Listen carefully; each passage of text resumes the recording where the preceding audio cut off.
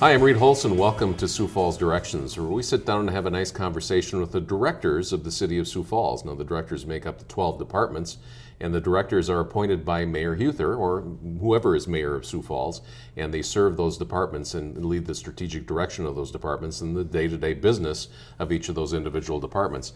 And so today we're meeting one of our latest and newest directors, Darren Ketchum, who's Director of Community Development. And Darren took over for another Darren Smith, who went on to be Chief Executive Officer of the Washington Pavilion. So welcome to Directions, Darren Ketchum, and welcome to the City of Sioux Falls. Hey, thanks a lot. This is it's been fantastic time here at the city since I've transitioned over from Metro.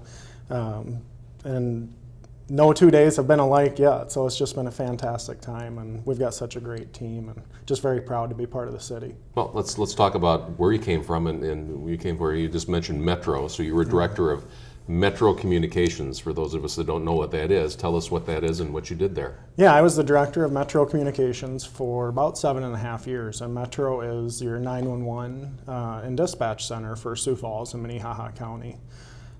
24 hours a day, 7 days a week, 365 days a year. But we had about 45 people that worked at Metro. The majority of the staff there worked on the front lines, taking 911 calls and dispatching first responders. We had about 6 different people that were on the management team that kind of did the training, the finances, the technology, quality assurance, and I was fortunate enough to be the director for 7.5 years. So really a lot of fun. The relationships and collaboration are very similar to what you have to do in some of these roles in community development. You don't really do anything on your own at Metro. You rely on a team of people scattered throughout the community from many different disciplines, representing many different agencies, to include not-for-profits, private, for-profit, different groups that are part of our response system. So it's been a very interesting transition. You get to keep doing a lot of that same networking, team building, collaboration that I've done for the past 7.5 years here in the city. Interesting that you mentioned your background at Metro, because it's community development's one of the most unique departments in the city. Since you've been appointed by the mayor on May 23rd of this year, it obviously, you can tell us more in depth, but it belongs not only economic development, but affordable housing, public parking. There's a lot of interesting things there. So give us an overview of what your department does. Absolutely. So our affordable housing division, seems very straightforward, but I tell you, those guys do a lot of different things that don't quite match their title. They do the typical, housing things. We try to create large multifamily housing projects with our partners in the private sector. And we typically are a minority investor in those types of things, maybe 10% on some of the projects that we'll invest with them on a loan basis to buy down the rents on some of those properties to create affordable housing. That's the typical thing that you think about. We also do things to improve neighborhoods. We have our single family revitalization programs where we can help people with different aspects of their homes, whether it's windows or some of the exterior things. We have furnace replacement programs. We have some different repair things, just to help with some of the maintenance on the house to keep it livable. Oftentimes, some of these programs will keep people with shelter over their head instead of heading to the streets. And so we're really proud of that work that these guys do. One of the other things that we're really proud of is the Bright Futures program. The Bright Futures program is something the Affordable Housing Division does in partnership with Interlakes Community Action. And through ICAP, they are able to help approximately 40 people a year.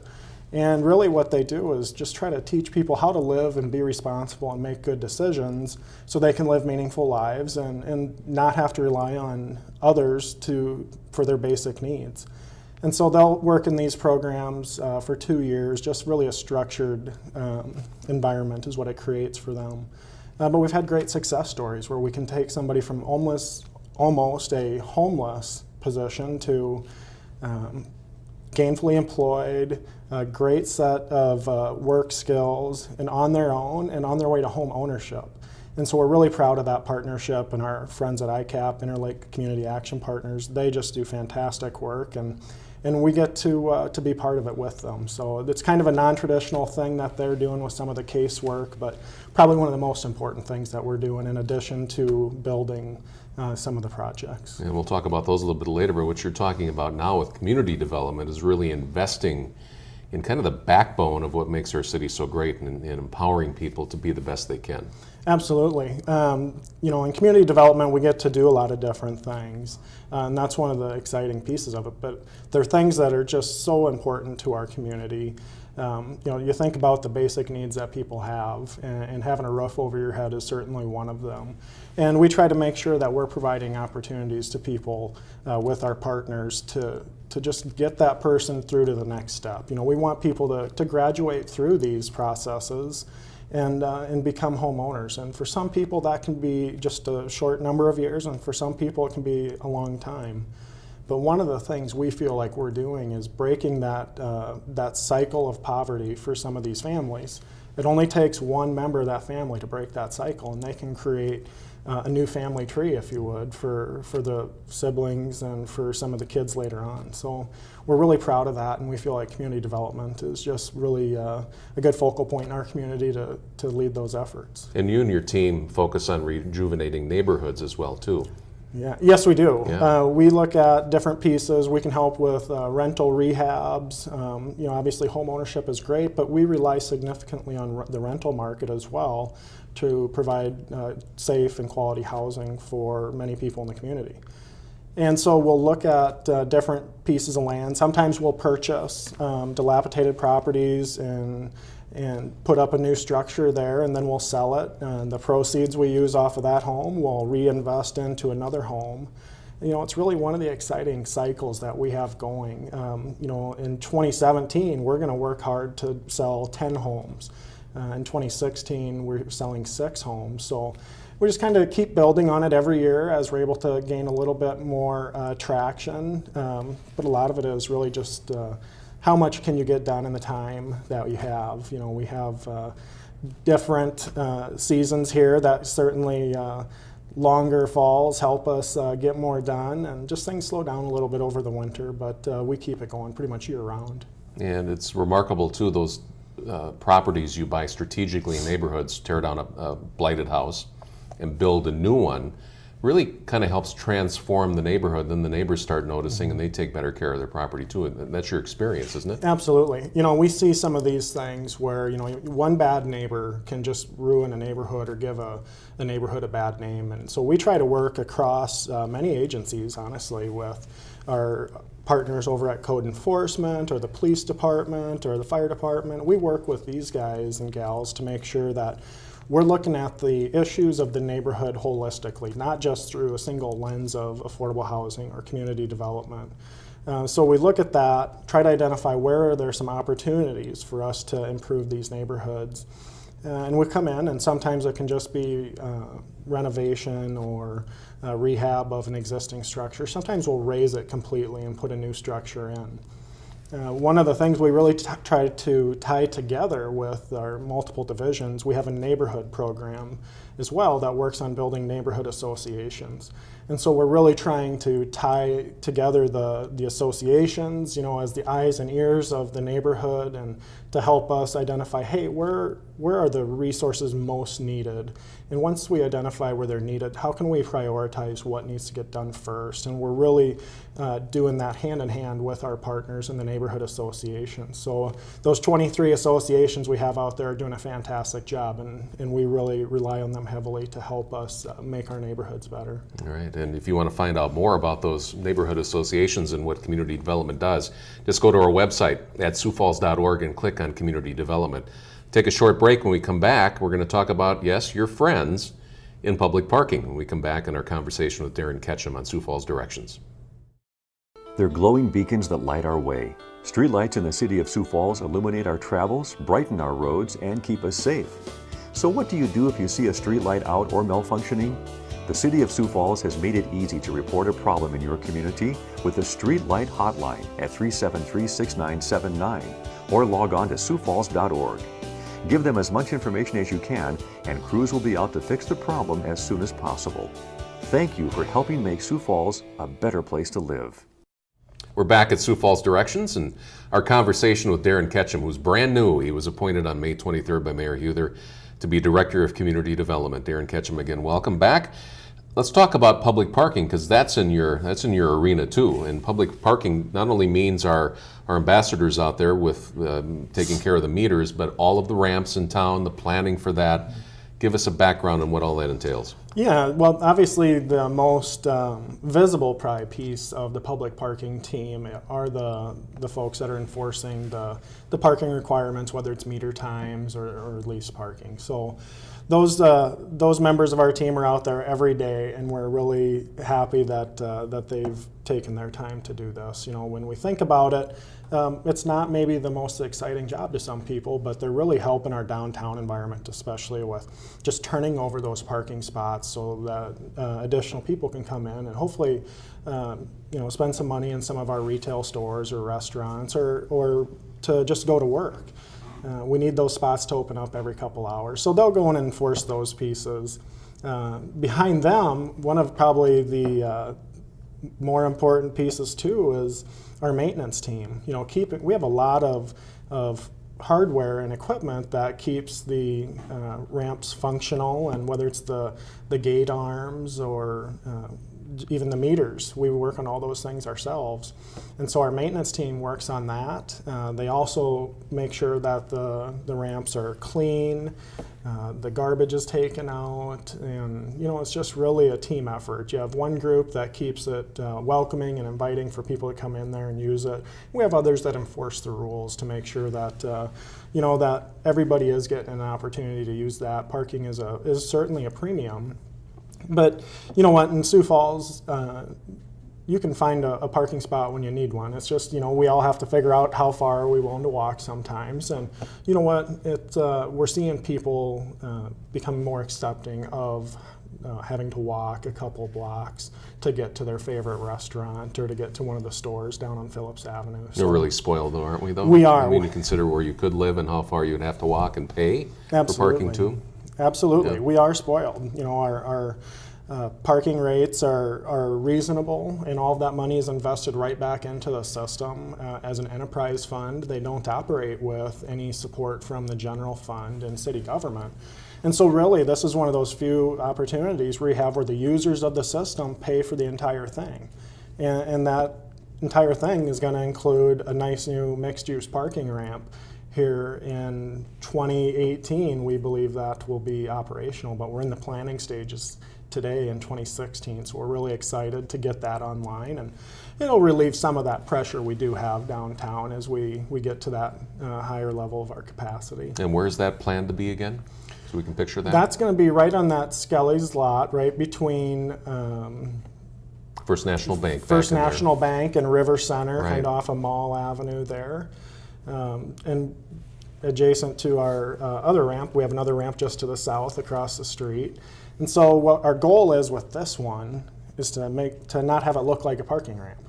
So it's kind of exciting. We're hoping that we're going to get this kicked off maybe midway next year is kind of what it's tentatively looking like. But it'll take approximately a year to build. It'll be exciting. Hopefully we're going to see another crane in downtown Sioux Falls. It's just such a great sign of a vibrant economy and good things. And we have a lot of good things going on. And when your parking is at capacity, that's a really good problem to have. We have more and more people looking to make downtown their homes, more and more people to make downtown where they locate their businesses, more and more people that are going to shop in downtown Sioux Falls. So, downtown is where we focused our parking efforts. There's certainly other parking lots around the community, but the public parking side of it that operates through the enterprise fund at the city is really focused in the core of our city. And Darren is absolutely right. As we grow downtown, there's a need for more parking spaces, which leads us to what's going to happen with economic development. And that's under Darren Ketchum's responsibility too. We're going to talk specifically about maybe some big projects that are in the works when we come back on Sioux Falls Directions.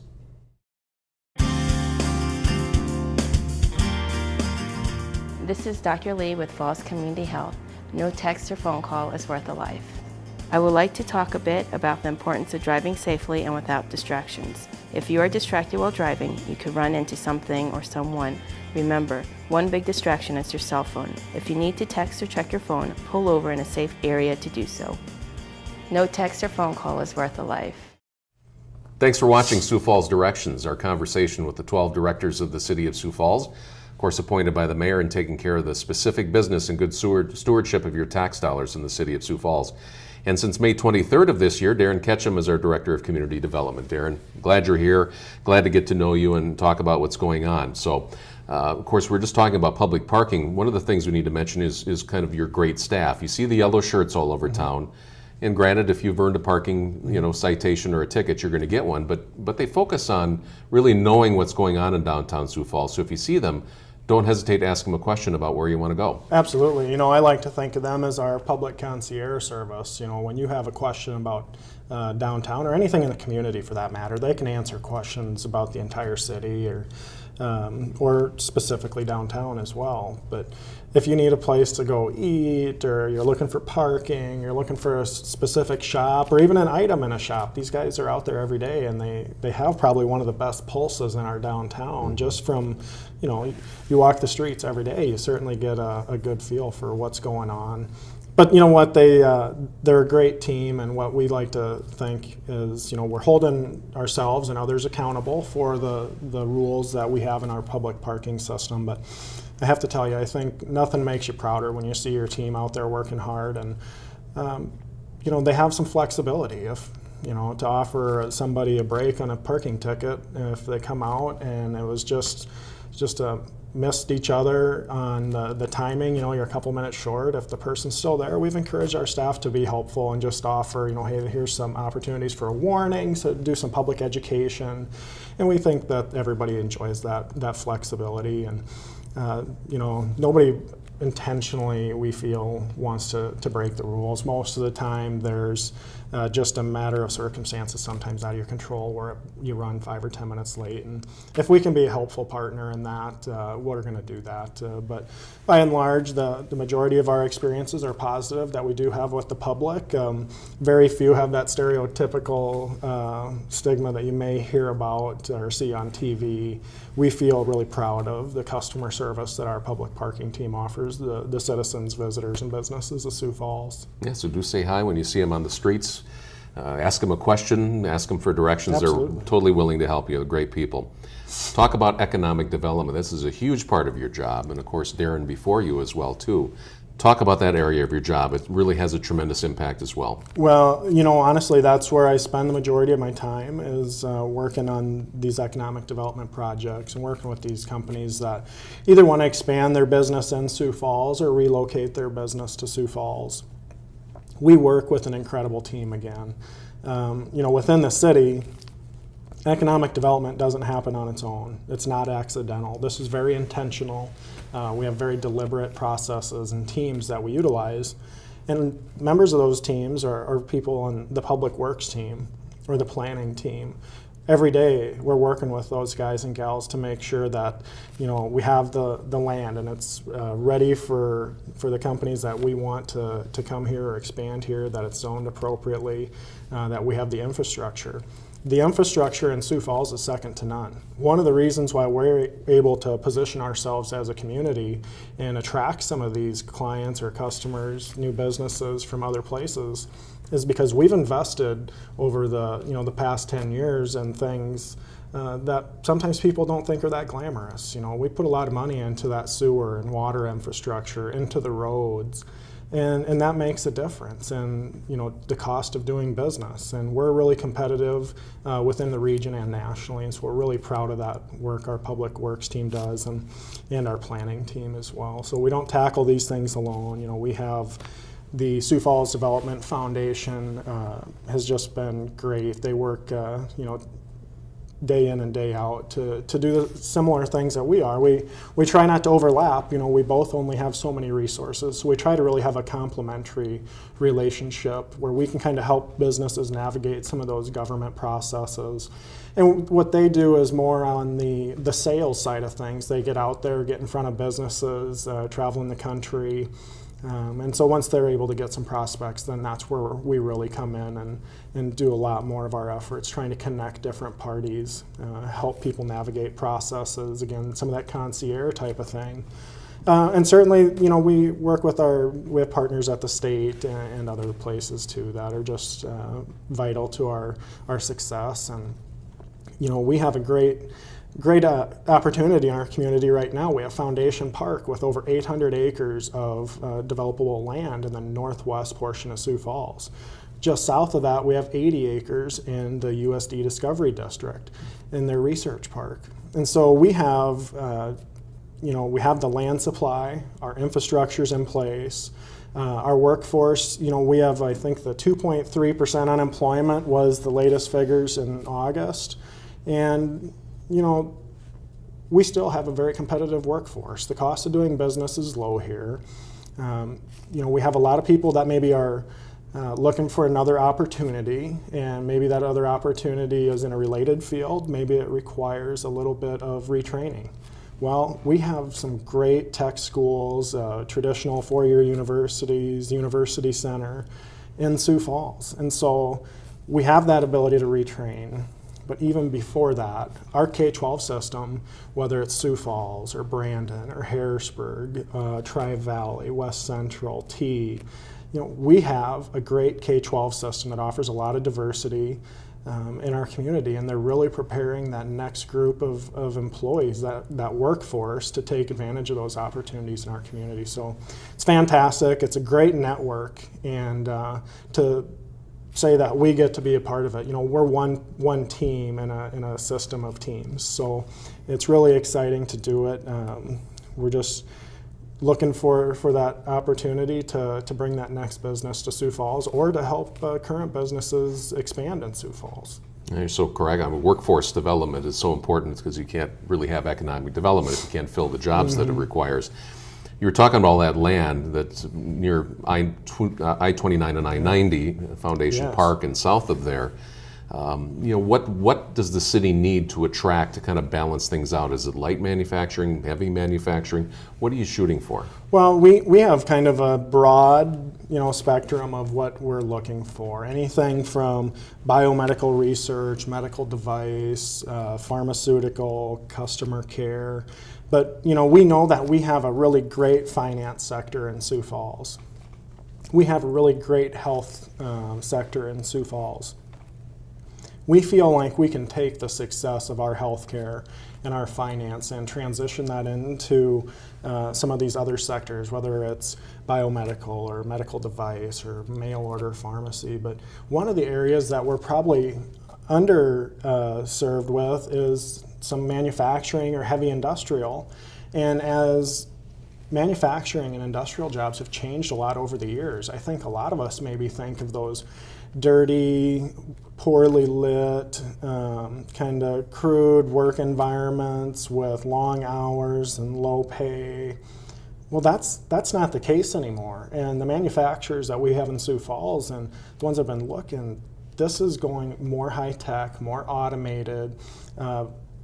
Workforce requirements aren't specific to the health industry or finance or tech. What it takes to be successful in the technology industry with attracting a workforce and creating an environment where an employee wants to work is very similar to what it takes to attract and retain employees in other places. We want to make sure that we're bringing the right companies to Sioux Falls, and we're helping them help us, I guess. We have that workforce supply. We can bring in that right combination of companies, provide that supply. They can create a product and a profit for themselves, where we can create good paying jobs that are reliable for our community. It's good for the state too. Are we past the point now, because for many years a lot of people in your chair and the Development Foundation have said if they just knew the story in Sioux Falls, they'd come and they'd set up business here. Are we past that point now? Are Sioux Falls and what we have to offer pretty well known across the country and across the world for economic development? I think we have certain areas where we're obviously more well known. Healthcare and finance are some of those areas that certainly we have a national and international, in some cases, reputation. We can't let up. We absolutely cannot let up. We have got to keep our foot on the gas. We're going to keep marketing to these people nationally. In some cases, there's international companies that we're looking to bring right here to Sioux Falls. And those efforts are vital. You put out 100 different pieces of information, and if you get one or two people even to look at that and to consider your community, site selectors are being inundated nationally with information from communities. And so to make yourself stand out and make it to that next level so they'll actually visit your community is really hard to do. But I'm really proud to say we just had 4 site selectors. We had one from New York City, one from Nashville, one from Chicago, and one from Dallas in Sioux Falls touring our community because they want to bring businesses here. And so if we can reach those people that are consulting these large companies wanting to relocate, we can reach a lot more companies. So we're much more deliberate in who we market to and who we target with our information. We are well known and I think we're well respected, but we're moving to that next level. We're not competing with the Rapid Cities and the Lincolns and Council Bluffs and Rochesters of the world. We're getting up there as our MSA is over 250,000 people. We have to think big, to be successful, and we'll get it. We're well on our way. It's a team approach from the city to our nonprofits to the state, and we make sure that we're all focused, so we're not wasting money, if you would, on one person trying to get something that's detrimental to the other. So we feel like we have a synchronized effort going forward to attract those businesses, but those businesses from outside only account for about 20% of our economic development. 80% of that economic development is happening locally with companies that are growing, going into other products, have some related diversification of their market. And so while it's a lot of fun and exciting to maybe focus on landing some of these big companies from outside of Sioux Falls, if you want to hit that home run, but you win a lot more baseball games by hitting singles and doubles, and those singles and doubles are right in our backyard, and we're going after them every day. Tell us something personal about yourself, your family. I know that you serve in the military, Yeah. so get us to know you personally. Well, I've been in the South Dakota Army National Guard for about 17 and a half years now. And I've had the good fortune of serving with a lot of quality soldiers and airmen, and it's been a ton of fun. It's brought me around the world. I spent some time in Afghanistan, went to a little country in South America last winter, country of Suriname, just kind of close to Brazil. And it's been a ton of fun. There's some things you get to do from a leadership perspective, a management perspective, and just honestly the humanity of different things. And when you help people, from maybe troubled backgrounds and in a third world country, just that satisfaction is just phenomenal. And it's things you don't have some of those same experiences here. So while it's hard to leave your family to go and do some of those things, the experience is very rewarding. It's been great. And actually, it's where I met my wife. So she's been in the Air National Guard for just over 20 years now. And so we're both getting up to that number, and it's great. And she really enjoys it. And it's kind of interesting being a dual military family, especially for me on the Army side and her on the Air Force side.